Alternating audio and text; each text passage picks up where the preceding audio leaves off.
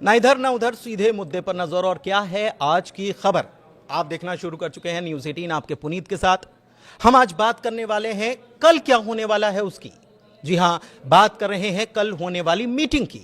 ये meeting Iran और America के बीच में होने वाली है, लेकिन क्या ये डायरेक्ट मीटिंग होगी या इनडायरेक्ट मीटिंग होगी, क्योंकि इसको लेकर भी सवाल खड़े हो रहे हैं। और इस बीच यह भी सवाल खड़ा हो रहा है कि क्या युद्ध होगा या शांति होगी। इसी पर बात करने वाले मेरे सहयोगी मेरे साथ आनंद मौजूद हैं। आनंद, ये मीटिंग होने जा रही है, बहुत इंपॉर्टेंट मीटिंग है ये। बिल्कुल, ईरान और अमेरिका के लिए कल बहुत महत्वपूर्ण दिन है और ये कूटनीति जो बैठक होने वाली है, जैसे एक तरीके का ईरान पर अभी इसी हफ्ते अमेरिका ने कई नई प्रतिबंध लगाए हैं, लेकिन ये पहले से शेड्यूल है। ऐसा नहीं है कि ये आज ही तय किया है अमेरिका कि हम ईरान से बैठक करेंगे। लगातार प्रयास कर रहा था अमेरिका कि ईरान से बैठक की जाए, बातचीत की जाए और उसके ऊपर जो प्रतिबंध लगे हैं उसको भी हटाया जाए। अमेरिका ऐसा कहता है कि बैठक अगर सफल होती है तो उसके जो प्रतिबंध लगे हटेंगे, लेकिन ये बैठक पहले से शेड्यूल थी। इसके बावजूद इस हफ्ते अमेरिका ने कई नए प्रतिबंध लगाए हैं। अच्छा, ये बैठक कहाँ हो रही है? बैठक हो रही है ओमान में। और ओमान क्या कर रहा है? मध्यस्थता कर रहा है। ईरान ने स्पष्ट कर दिया है कि मैं प्रत्यक्ष रूप से इस बैठक में नहीं शामिल होने वाला हूं, अप्रत्यक्ष रूप से बैठक होगी, जिसकी मध्यस्थता कौन करेगा? ओमान। और ओमान की दोस्ती जो है वो ईरान से बहुत बेहतर है, बहुत एक तरीके से मीठे संबंध है उनसे, तो इसलिए ओमान जो कर रहा है मध्यस्थता। अब ये बैठक जो होगी कल होगी। अब कल की इस बैठक को लेकर के पूरी दुनिया की नज़र है, लेकिन ईरान की इस बैठक के पहले कई ऐसे फैसले ट्रम्प के हैं जिससे इस बैठक को ट्रम्प थोड़ा सा उगाड़ना, मतलब एक तरीके से एक नया रूप देना चाह रहे हैं। इस कारण से एक अलग उस पर प्रतिबंध लगाए हैं। दूसरा, इस बैठक, कल तो शनिवार को बैठक होने वाली है, लेकिन इस बैठक के पहले एक एजेंसी है, इंटरनेशनल एटॉमिक एनर्जी एजेंसी। इसका बयान आता है और इसका बयान आता है एक तरीके से ईरान के विरोध में।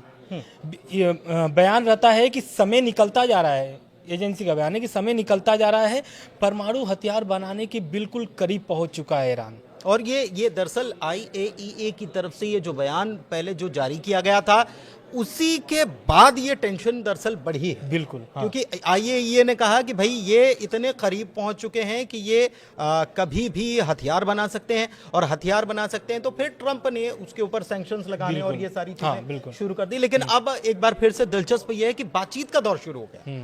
पहले तो धमकियों का दौर था, अब बातचीत का दौर है, और भी चीजें कुछ डेवलपमेंट हुआ है इस पर ईरान का बयान भी आया है। इसी इंटरनेशनल एटॉमिक एनर्जी एजेंसी के बयान के बाद ईरान इस पर प्रतिक्रिया देता है और ईरान बोलता है कि अगर कोई भी गतिविधि होती है हमारे प्रोग्राम को लेकर के, तो संयुक्त राष्ट्र परमाणु निगरानी निरीक्षकों को देश से बाहर कर दिया जाएगा, यानी ईरान से बाहर कर मतलब यूएन की तरफ से जो इंस्पेक्टर्स जो वहां पर निगरानी करने के लिए रखे गए उनको ईरान बाहर कर देगा। हाँ। अब इसी पर पलटवार करता है अमेरिका और बोलता है कि यानी ईरान का जो दोनों बयान है एक तरीके से ये दोनों अलग है, और अगर ईरान चाहता है कि समझौता हो जाए, डील हो जाए, बैठक हो जाए तो ठीक।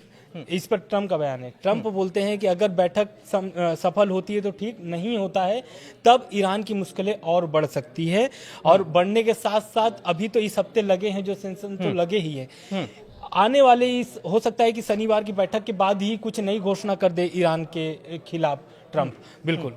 लेकिन एक चीज़ और है कि ये कहा जा रहा है कि अभी ये जो कल मीटिंग होने वाली है इसके बारे में मसूद पेज़ेश्कियान जो हैं ईरानी राष्ट्रपति, वो कुछ अलग तरीके से देख रहे हैं। वो एक तरफ तो ये बात होती है, ये बयान सामने आता है कि हम उनको बाहर कर देंगे, यूएन के जो इंस्पेक्टर्स हैं जो वो सब देख रहे हैं, और दूसरी तरफ वो ये कहते हैं कि ईरान का बाजार अमेरिका के लिए खुला है, please come and invest in Iran to US.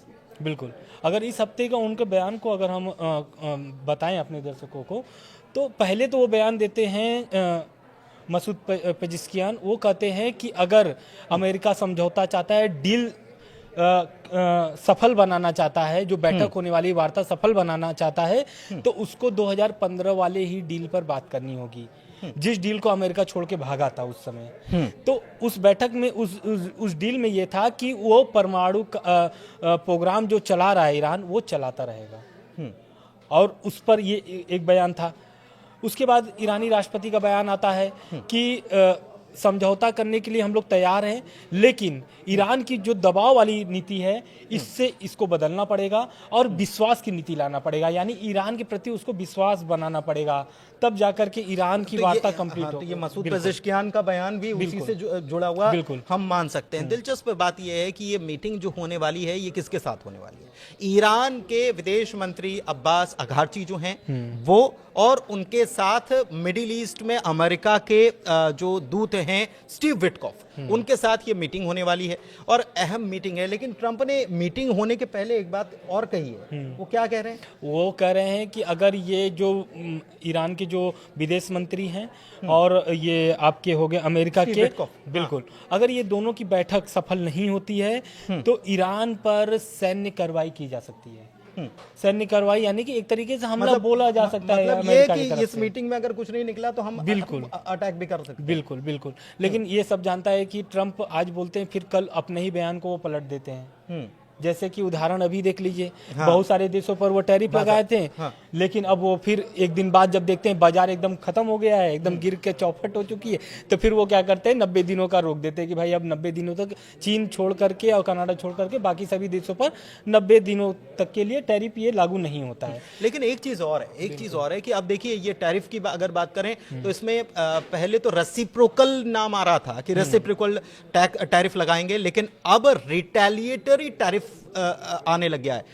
एक चीज और कि ट्रंप अगर चाइना के ऊपर टैरिफ लागू करते हैं, जिस दिन उन्होंने साइन किया था और सारे देशों को 2 अप्रैल का, चाइना के ऊपर वो एक टैरिफ लगाते हैं 50% के ऊपर, ठीक है, उसके बाद बढ़ते 104, 104 से 125, 145, ये क्या चल रहा है? ये बड़ी अजीब है। और ये ऐसा लग रहा है कि ट्रंप, वही बात जो आप कह रहे थे कि ट्रंप अपने फैसलों को लेने के साथ साथ बदलने के लिए भी उतने ही चर्चित होते जा रहे हैं। बिल्कुल बिल्कुल, डील वैसे ही जैसे ये 2015 में डील हुई थी और वापस वो डील करवाना चाहते हैं जो उन्होंने कैंसिल की थी 2018। बिल्कुल बिल्कुल, लेकिन एक बयान है अमेरिका के ही हैं, वो हैं विदेश मंत्री मार्को रूबियो, उनका बयान आता है और इस वार्ता को लेकर के, ईरान और अमेरिका की जो वार्ता होने वाली है ओमान में कल, इस पर वो बहुत एक तरीके से विश्वास, जैसा ईरान बोलता है कि पहले विश्वास बनाना होगा, तो उनके बयान में वो झलकता है। दरअसल वो बयान, उनके जो बयान है वो व्यक्त करते हैं, बोलते हैं कि ये वार्ता सफल होगी, शांति स्थापित होगी दोनों देश, बिल्कुल दोनों देशों में। और उधर जो एक तरीके से जो शीर्ष पद पर बैठे हैं अमेरिका के शीर्ष पद पर ट्रंप, उनका बयान एकदम विपरीत होता है। लेकिन ये विदेश मंत्री, उनको पता है कि विदेश नीति किस तरीके से बेसिकली मैनेज करने का काम, कि हम ये कह रहे हैं तो आप ये करो, तो बैलेंस किया जाए चीजों को। बिल्कुल। एक चीज और है कि ईरान का तेल का निर्यात बढ़ गया चीन को। बिल्कुल चंद, जैसा आप अभी बोल रहे थे कि ये क्या चल रहा है, पहले 50, फिर 104, फिर उसके बाद 125, फिर 145। तो ये चीन भी जानता है कि अमेरिका कितने हद तक जा सकता है, इसलिए उसकी तैयारी ईरान के साथ वो कर लिया है, तैयारी कर लिया है। दरअसल अभी आपको वीडियो के शुरुआत में बताया था कि इसी हफ्ते अमेरिका ने तेल नेटवर्क पर बहुत सारे प्रतिबंध लगाए हैं, नए घोषणा किया है एक तरीके से। तो उस प्रतिबंधों को देखते हुए ईरान अपने पर भी जो लागू हो रहा है, अभी तो लग गया है 145% का टैरिफ अमेरिका की तरफ से, उसको लेकर के चीन ने जो चाल चला ईरान के साथ, वो अमेरिका को एक तरीके से बहुत बड़ा झटका दे दिया है। दरअसल वो किया क्या है, चीन ने जो पेट्रोल लेता है ईरान से, वो करीब 90% लेता है। ईरान से जो निकलता है तेल, उसका 90% चीन उसको अपने यहाँ ले लेता है। लेकिन उसकी जो भरपाई होती है, उसकी चीन की जो खपत है, वो सिर्फ 16% हो पाती है।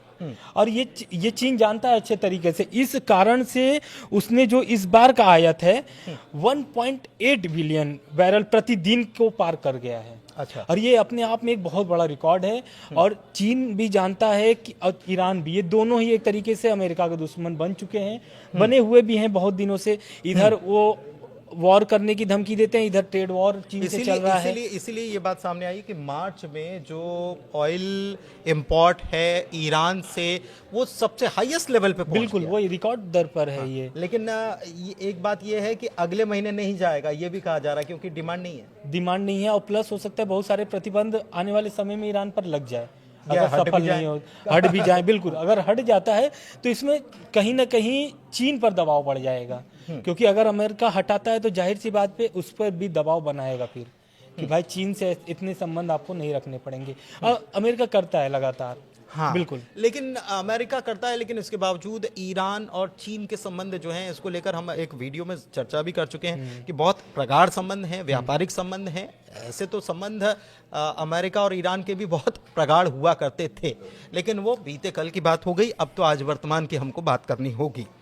एक चीज और है, अमेरिका में मौजूद अंतर्राष्ट्रीय सुरक्षा एजेंसी है ISIS, वो उसकी तरफ से भी एक नया एक वर्ड इस्तेमाल किया गया, और वो बड़ा दिलचस्प, black swan effect, I think event. हाँ, इवेंट, ब्लैक स्वान इवेंट। ये ब्लैक स्वान इवेंट के बारे में क्यों चर्चा होने लग गई?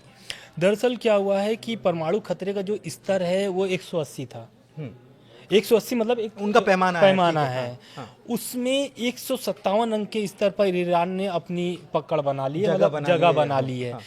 और यही अगर हम पिछले साल देखें तो इसका वो जो 151 का नंबर ऑफ, अगर ईरान का देखा जाए तो वो 151 पे था, लेकिन मतलब 6 पॉइंट बढ़ गया, 6 पॉइंट बढ़ गए, यानी एक तरीके से ये परमाणु खतरे बढ़ गए हैं। और बयान भी आया था अभी इंटरनेशनल एटॉमिक एनर्जी एजेंसी का कि वो 6 परमाणु बम बना सकता है, क्योंकि उसके पास इतने भारी मात्रा में यूरेनियम जमा हो गया है कि वो 6 परमाणु बम बना सकता है। हाँ। उसके आधार पर ये आंकड़ा ISIS की तरफ से ये आंकड़ा जारी किया गया है, जिसमें उसकी जो संख्या है वो बढ़ करके अब हो गई है 157। एक चीज़ और, ये ब्लैक स्वान की जो बात हो रही है, ये हम आपको बता दें कि है क्या दरअसल ये। और ये ब्लैक स्वान इफेक्ट जो है, आपने कभी स्वान मतलब हंस को कभी आपने देखा है कि काला हंस होता है क्या? नहीं होता है। बस यही स्थिति है कि ऐसा हो जाए जो किसी ने सोचा ना हो, जिसके बारे में किसी ने कल्पना ना की हो।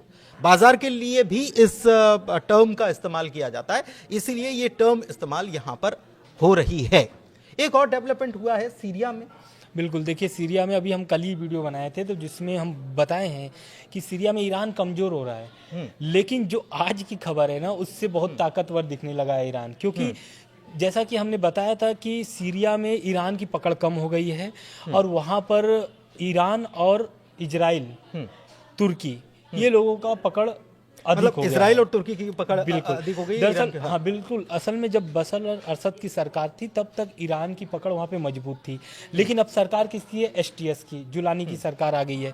जुलानी की सरकार कर रही है ईरान से बातचीत। खबरें तो ऐसे भी आ रही है कि जुलानी अमेरिका भी जा सकते हैं, अमेरिका के दौरे पे भी जा सकते हैं, तो वो सब मिला करके देखा जा रहा है। खबर और है कि शायद मई के महीने में जुलानी जो है वो सऊदी अरब में मुलाकात कर सकते हैं ट्रम्प से, एक खबर और। बिल्कुल, और ये बहुत सारी उनको लेकर के खबरें निकल रही हैं, क्योंकि अभी भी वहां पर एक तरीके से सरकार नहीं है, गृह युद्ध की स्थिति अभी भी बनी हुई है। और सीरिया के जो एक तरीके से अभी प्रमुख नेता के तौर पे अगर देखा जा रहा है तो वो है जुलानी। और जुलानी एक ऐसे, उनकी अगर हिस्ट्री अगर खंगाला जाए तो वो एक तरीके से आतंकवादी संगठन से जुड़े हुए व्यक्ति थे, लेकिन वो अपनी छवि को साफ करने के लिए वो राजनेता बनते हैं सीरिया में। और आज उनकी दबदबा ऐसा है कि बशर अल असद को सरकार देश छोड़ करके भागना पड़ता है, जो गद्दी पे बैठे हैं उनको छोड़ करके भागना पड़ता है। लेकिन अब ईरान की मजबूती कैसे हुई है ये समझना बहुत दिलचस्प होगा। दरअसल हुआ क्या है कि वहाँ पर जो सिया गुट के समर्थक है, जो मतलब ईरान के समर्थक के लोग हैं, वो अब चैलेंज कर रहे हैं जुलानी सरकार को। तो उससे क्या हो गया है कि जुलानी जो STS सरकार है वो एकदम हिल चुकी है। मतलब अभी STS या जुलानी जो हैं इस बात को लेकर शायद बड़े इत्मीनान में थे कि अब अमेरिका से मिलने जा रहे हैं तो शायद कुछ चीज़ें हो जाएं, लेकिन एक तो बशर अल असद के समर्थक वहाँ पर बीच में हमने देखा कि वो उग्र हो गए थे, वो लगातार हमले बोल रहे थे, और दूसरी तरफ एक और गुट आ गया है कौन सा ये गुट वो है? गुट है इस्लामिक प्रतिरोध मोर्चा अली अल बास, उली अलबास। UAB। अच्छा, UAB। इन्हें ये UAB ने दावा किया है कि अगर जुलानी सरकार उनके प्रति मतलब एक तरीके से क्या होता है कि वो देखिए, जब भी कोई सरकार में आना चाहता है तो वो जनता को पहले निशाने पे लेता है, और उनका भी वही है। लेकिन अब वो उसका जो दावा है ये बहुत चौंकाने वाला दावा है। उसका दावा ये है कि हिजबुल्लाह, हमास, हुती से उसका संबंध है। अच्छा, उसका संबंध है हिजबुल्लाह, हमास और हुती। और ये कहा जाता है, अमेरिका ये हमेशा से कहता हुआ नजर आ रहा है कि हिजबुल्लाह हो, हमास हो या हुती हो, इनको फंडिंग देने का, बैकअप देने का, उनको ताकत देने का काम ईरान करता आया है। हालांकि अभी हुतीज जो हैं वो काफ़ी एक्टिव हैं, अमेरिका उनके ऊपर अटैक कर रहा है। लेकिन इस बीच IRGC के कमांडर के सलाहकार जो हैं उनका बयान इजराइल की नींद उड़ाने वाला है, ऐसा कुछ खबर आई। बिल्कुल, उनका दरअसल बयान जो है वो है, पहले तो उनका नाम है इब्राहिम जब्बारी। उन्होंने बयान दिया है कि अगर उन्होंने एक ऑपरेशन का नाम भी दिया है इसको लेकर के, ऑपरेशन 2.3। और इसका सीधे सीधे मतलब है कि ईरान और इजराइल का तीसरा युद्ध, ऑपरेशन ट्रू प्रॉमिस 3। हाँ बिल्कुल, मतलब तीसरा हिस्सा होगा। मतलब इसके पहले 2 हो गए, ये तीसरा दौर होगा। क्या बोल रहे हैं? और उनका ये कहना है कि सही समय पर किया जाएगा ये ऑपरेशन, किस पर? इजराइल पर। और आपको पता होगा कि IRGC किसके नेतृत्व में चलता है? ये चलता है सुप्रीम लीडर, ईरान के supreme leader Ayatollah Ali Khamenei के नेतृत्व में। और ये जो संगठन है ये एक तरीके से विदेश नीतियों पर नजर बनाए रखता है, और बड़ा मजबूत संगठन है सैन्य गतिविधियों तो अगर के मामले में। अगर इसका ये बयान आता है और वो कोई ऑपरेशन चलाने की बात करता है इजराइल के खिलाफ, तो ये अपने आप में इजराइल के लिए बहुत बड़ा झटका है। और इजराइल खड़े कर देने वाला है। बिल्कुल। और इजराइल क्या है कि अभी 3 मोर्चों पर लड़ रहा है, हुती, हमास, हिजबुल्लाह। और सबसे ज्यादा उसको प्रॉब्लम हो रहा है, सीरिया में भी एक फ्रंट है उसका। बिल्कुल, सीरिया में भी है। लेकिन अभी सबसे ज्यादा प्रॉब्लम हो गया है टैरिफ से, अमेरिका के। तो एक तरीके से नेतन्याहू वो 4-5 तरफ से घिर चुके हैं। नेतन्याहू को हालांकि अभी दिलचस्प बात यह है कि एक तरफ से और घिरे हुए, और वो ये है कि अभी जब मिलने गए थे US प्रेसिडेंट ट्रम्प से, तब नेतन्याहू को ग्रीन सिग्नल मिला है। और वहां से उसके बाद, क्योंकि ये तो मीटिंग हुई, मीटिंग में क्या बात हुई ये तो नहीं बताया गया, लेकिन नेतन्याहू के नेतृत्व में अगर ईरान के ऊपर हमला बुलाया था तो नेतन्याहू के नेतृत्व में, तो नेतन्याहू को एक जिम्मेदारी भी दे दी गई है। और वो एक प्रकार से फंस भी गए इस मामले। उन्होंने अमेरिका ने कहा है कि शुरुआत नहीं करेंगे, इजराइल के नेतृत्व में ही, नेतन्याहू के नेतृत्व में ही हमला होगा ईरान पर, अगर होता है तो। हाँ, तो अब कुल मिलाकर ये है कि इजराइल जो है उसके लिए भी कुछ चीज़ें, अब जो स्थितियां बन रही है वो मुश्किल होती जा रही हैं। क्योंकि इजराइल के प्रधानमंत्री ने ये भी कहा कि अगर कूटनीतिक तरीके से मामला सॉर्ट हो जाता है ईरान के साथ तो ये तो बहुत अच्छा, वेल एंड गुड उन्होंने कहा है। खैर, इस वीडियो को यहीं करते समाप्त, क्योंकि वीडियो हो गया बहुत बड़ा। आपको वीडियो कैसा लगा, चर्चा कैसी लगी, जरूर बताइएगा कमेंट के जरिए। हमारे वीडियो को लाइक कीजिए, शेयर कीजिए अपने दोस्तों के साथ, चैनल को सब्सक्राइब कीजिए। बहुत धन्यवाद।